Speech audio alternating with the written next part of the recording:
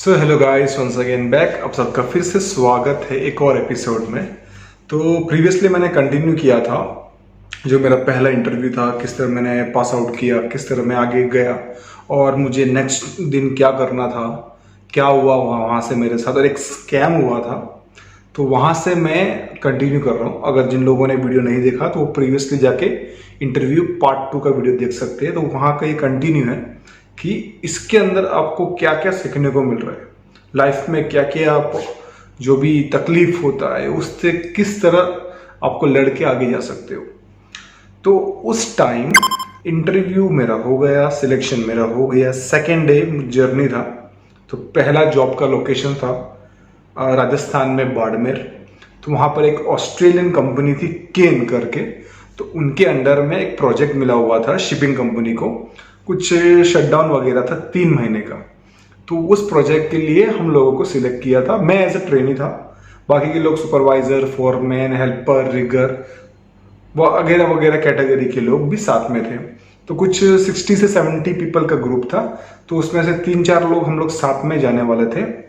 तो ऑफिस पहुंचे तो उन्होंने कहा कि आपको आज उसी दिन दोपहर में आपको बांद्रा स्टेशन से ट्रेन पकड़ के निकलना है जोधपुर के लिए। फिर वहां से आपको बस पकड़ के बाड़मेर जाना है और वहां से आपको कंपनी का एम्प्लॉय स्टाफ जो भी है वो आपको पिकअप करेंगे। वहीं के अकोमोडेशंस, जॉब जो भी होगा वो वहीं से पता चलेगा।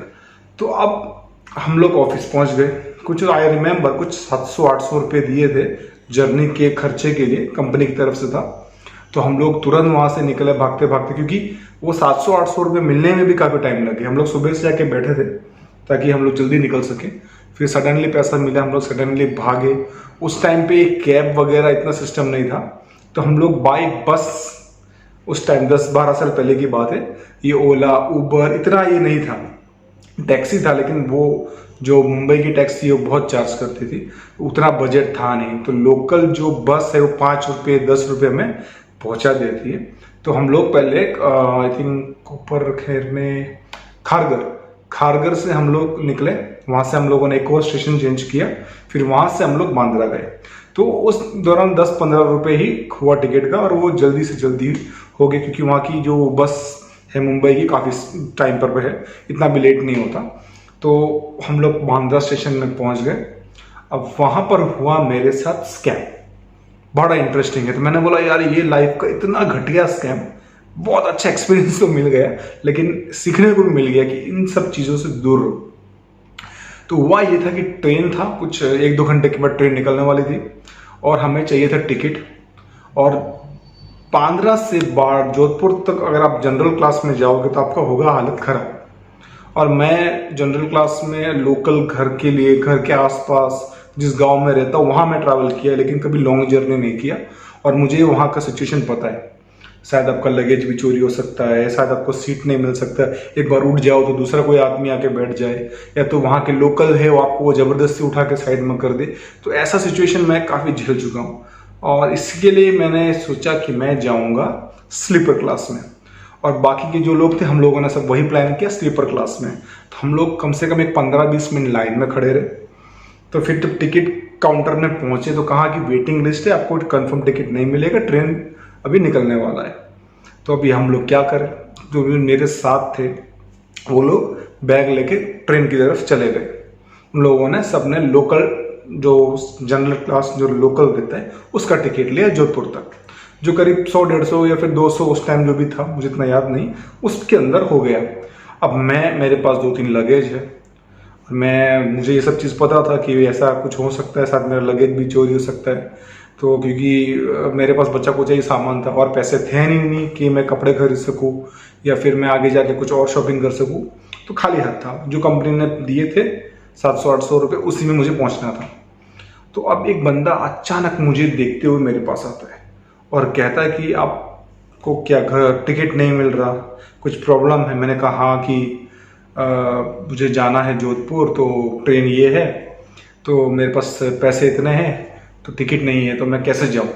उसने कहा कि मेरे पास टिकट है, मैं आपको ब्लैक में दूंगा कंफर्म टिकट। अब ट्रेन निकलने के लिए कुछ ही दूर टाइम बाकी है, मेरे पास कुछ और ऑप्शन नहीं था सोचने के लिए।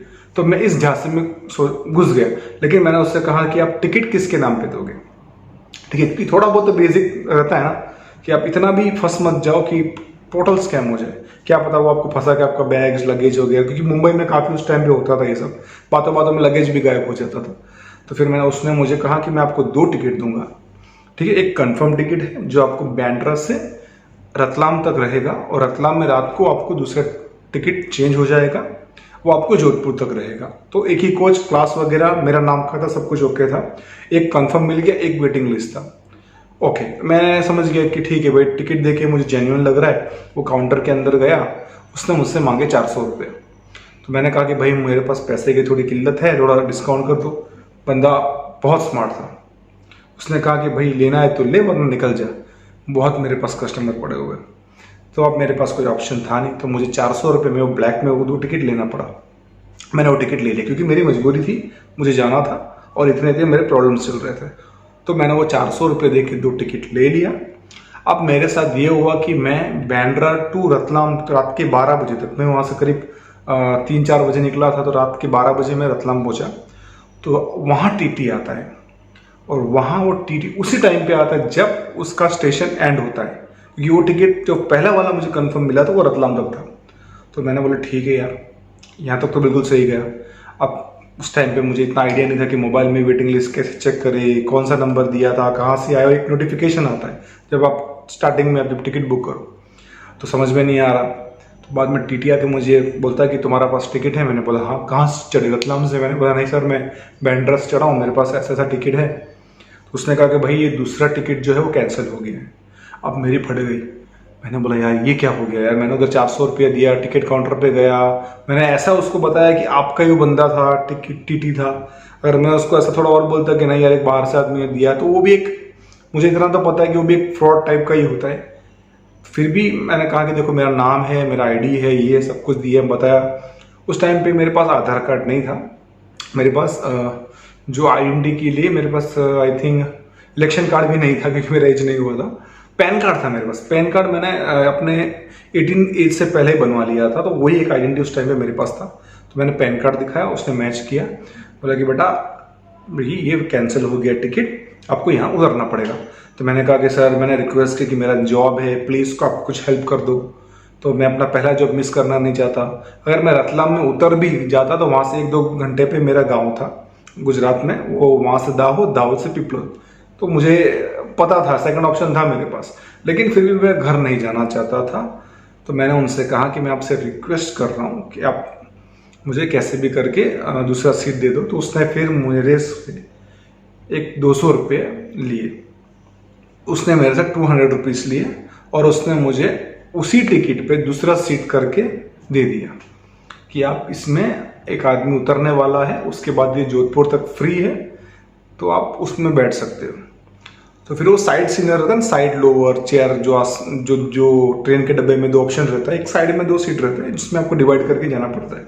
तो मैं उधर गया, तो उसमें बैठे फिर मैं जोधपुर पहुंचा। आई थिंक रात को निकला तो सुबह तक पहुंच गया। फिर वहां से निकलने के बाद स्टेशन के मैं बाहर उतरा अपना लगेज लेके, और जो मेरे साथ जो एम्प्लॉइज थे वो लोग जनरल क्लास के में डब्बे में बैठे हुए थे, वो लोग मेरी तरफ आए, और वो लोग बोल रहे थे कि यार हम आपको कब के ढूंढ रहे, ना आपका फ़ोन नंबर है, कुछ नहीं है, ना आप हमें कॉल कर रहे हो, कि भाई हमें लगा कि आप मिस हो गए, क्या हो गए। मैंने कहा यार ऐसा ऐसा हो गया, स्कैम हो गया मेरे साथ।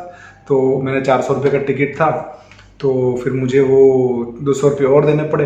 मैंने बोला आपका कितना, बोला हम लोगों का सिर्फ 150 रुपये हुआ पर आदमी का, हम 150 रुपये में यहाँ पहुँच गए। अब मेरे पास जेब में सिर्फ पड़े थे 200, उसमें से मैं ऑलरेडी 10 से 15 रुपये मैं खर्चा कर चुका हूँ बस के लिए, मेरे पास पैसे नहीं थे। और वहाँ से जो मेरा स्टोरी है वो मैं अगले वीडियो में बनाऊंगा, बहुत इंटरेस्टिंग है। तो सबक ये मिलता है कि यार रेलवे टिकट में कभी भी जाओ ना, अभी डिजिटल है, आप बहुत सारे एप्लीकेशन से बहुत कुछ है, मैं कुछ वीडियोस वगैरह डाल दूंगा। ट्रेन मैन करके है, मैं काफ़ी उसमें सर्च करता हूँ, उसमें मुझे जेन्युइनिटी ज़्यादा लगता है, कितना परसेंटेज है कि आपको चांसेस है, आप कैसे, और ट्रिक भी है कि आप रेलवे टिकट कैसे निकाल सकते हो। मैं काफ़ी ट्रिक, फिर उसके बाद एक्सपीरियंस के बाद मैंने लाइफ में काफ़ी ट्रिक यूज़ किया। टिकट के पैसे भी बच सकते हैं और आपको कम टाइम में कम वेटिंग लिस्ट में कंफर्म भी हो सकता है। तो मैंने उस टाइम में काफ़ी ट्रिक, आईडी वगैरह, IRCTC का आईडी खोल दिया, नेट बैंकिंग, बहुत कुछ मैंने किया। तो वो मैं एक नेक्स्ट वीडियो में बताऊंगा, कुछ डेमो भी दूंगा कि आप अगर इंडिया में हो तो आप ट्रैवल करने के टाइम पे टिकट को कैसे चेक कर सकते हो और कौन सा ऐसा ट्रिक है कि आप कंफर्म टिकट कर सकते हो। तो मैंने वो मुझे स्कैम होने के बाद मैंने लाइफ में सबसे बड़ा सबक लिया कि ब्लैक में कभी टिकट मत लो मेरे भाई, जेन्युइन लो, नहीं है तो तत्काल में ले लो, नहीं तो वेट करो, कंपनी को बोल दो कि अभी टिकट है नहीं, या तो फिर मैं बस में जाऊंगा, बस में भले 1-2 दिन ले, आराम से सोफे में स्लीपर में कोच में बैठ के पहुंच जाओ। तो ये मेरे लाइफ का जो स्कैम हुआ था वहां से मैं ये सबक सीखा, और आगे का जर्नी, आगे का स्टोरी मैं नेक्स्ट वीडियो में बताऊंगा। तो बाय, टेक केयर।